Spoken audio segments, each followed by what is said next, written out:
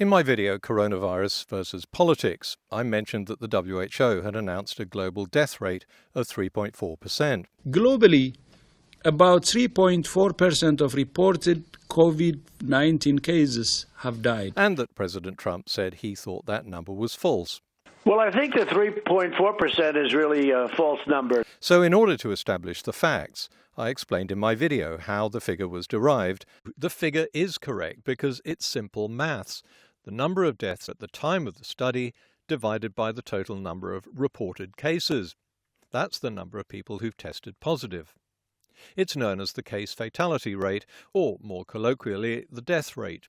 But judging from the posts on the forum, not everyone got it. So I'll try to make it easier to understand, this time with analogies and illustrations. Let's start with the claims that the figure wasn't known. Well, it was known because it's a simple matter of dividing two numbers for a given population on a given date. About 3.4% of reported COVID-19 cases. And at the time of the statement, the number of reported cases worldwide was 98,192. Have died. And the number of recorded deaths was 3,380. Just to make sure the WHO got their sums right, I did the calculation myself. 3,380 divided by 98,192 and multiply by 100 to give you the percentage. That gives you 3.44%, or 3.4% to one decimal place. So the figure was right. Epidemiologists call this the CFR, or case fatality rate. It's not measuring all the infections or all the deaths, it's only measuring the reported cases and recorded deaths, and that was clearly spelled out. So the honest scientific answer is not we don't know, the honest scientific answer is 3.4%. The only way that number can change is if the number of reported worldwide cases and recorded worldwide deaths up to March 3rd were revised. But so far they haven't been. I think one reason for people's confusion is that they assume there's just one number, one definitive CFR. In fact, there are many. As I explained in the video, if you sample global figures at a different time, the CFR would be different. So, for example, up to September 22nd, the CFR was 3.1%. Or if you focused on just one part of the world population, like Denmark, the figure would be different again. I explained that the CFR will vary from country to country because it's dependent on a number of variables, such as demographics, quality of healthcare, and so on. To use an analogy, it's a bit like giving world ticket sale figures for the movie Avengers Endgame up to May 3, 2019, as a percentage of population. Let's say 50 million people saw the movie. Out of a world population of 7 billion, that would be 0.7%. The percentage of people in Spain who saw the movie during the same period would obviously be different. And the percentage of the world who saw the movie on a different date would be different again. You can't say we don't know the global figure up to May 3rd, or that it's an estimate, just because ticket sales for different countries on different dates are, not surprisingly, different. Okay, I'm going to anticipate a flood of posts here along the lines of, we can't be sure that all the deaths are due to COVID-19. Some people might have died of natural causes, but because they coincidentally had COVID, doctors just put it down to COVID. So that number is an estimate, which means the CFR is wrong. Well, firstly, the number in this equation isn't the number of deaths, but the number of recorded deaths attributed to COVID-19. Of course, the fatal conditions it causes, like cardiogenic shock, septic shock, multiple organ failure or respiratory failure, could have happened anyway that same day, and that's probably true in some patients. But in most cases, if the patient hadn't contracted COVID-19, he or she might have continued living for another 10, 20, or even 60 years. The best way to measure that is something called excess mortality, the number of deaths above the seasonal average. And this shows something surprising. The number of excess deaths in the UK and the USA is actually higher than the number of recorded deaths due to COVID-19. So if we take the excess mortality divided by the number of cases, it actually comes out as more than the CFR, not less.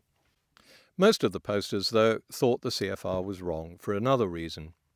They were mixing up the case fatality rate with the infection fatality rate. For example, imagine thinking 3.4% was the real CFR because you assumed that all cases were recorded. But of course the CFR doesn't assume all cases are recorded at all.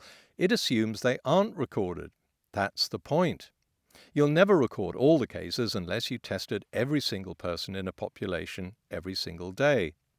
Since that doesn't happen, epidemiologists have to estimate the total number of infections.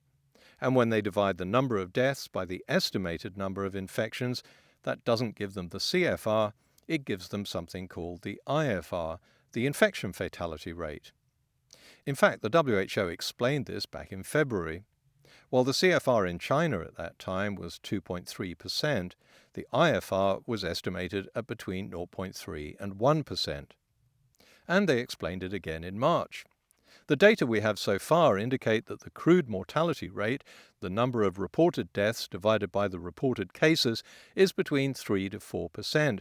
The infection mortality rate, the number of reported deaths divided by the number of infections, will be lower. If the reason still isn't clear, I'll explain the difference with a simple illustration. Let's say the 12 people in orange are those who've been tested positive for COVID-19. They're the number of cases. 2 of their number died as a result, and they're marked in red. So 2 out of 12 is therefore the case fatality rate, the CFR. And simple maths tells us that that number in this illustration is 16.7%. The sample size isn't statistically significant, but this is just for the purpose of illustration.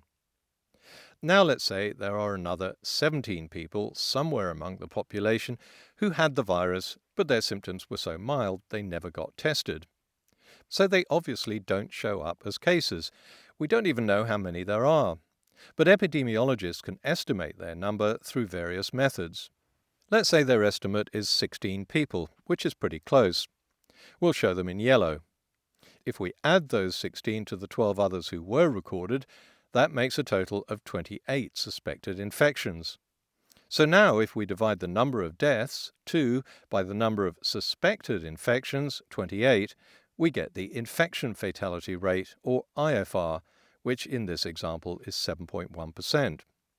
Some people thought that my IFR figure of roughly 1% was wrong in the earlier video because they've seen different figures at different times for different populations. So let me stress again that just like the CFR, there's no single infection fatality rate. My figure of around 1% isn't the result of sloppy research, it's the estimated global figure for that particular time period. Of course, it's going to be different for South Korea, and it's going to be different for Wuhan. Most IFRs lie between 0.5% and 2%, depending on the population, the quality of healthcare, and so on. And the reason I say about is because even the figure itself is an estimate. The exact number of infections, unlike the number of cases, isn't known. The illustrations show why there's a huge difference between the IFR and the CFR, and why confusing the two very different measurements can mislead you into thinking epidemiologists have made a mistake.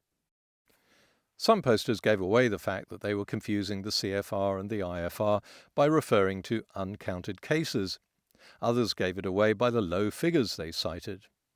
I mean, obviously the global case fatality rate wasn't 1% on March 3rd, or 0.5%, or 1% to 2% or lower, or less than 1%, or 0.5 to 1.6%, unless my math is shockingly bad. So where do those figures come from?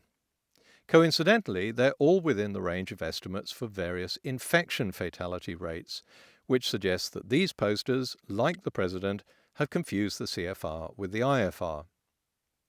One poster even said that if I played more of the President's interview, I'd see that he was talking about the figure for uncounted cases.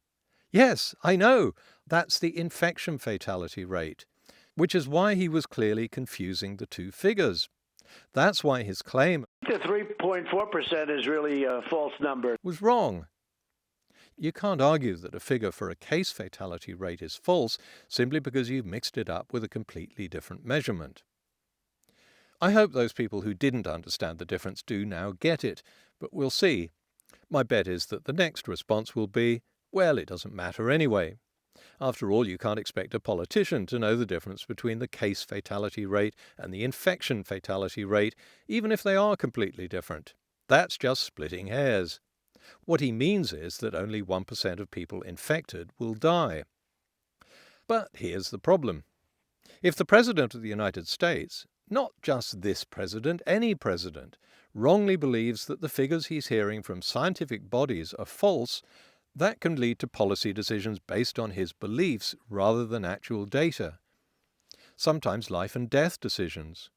And if he goes on national television and, based on that misunderstanding, tells people WHO epidemiologists are exaggerating the severity of a virus, a lot of them will believe him, as we've seen from these posts.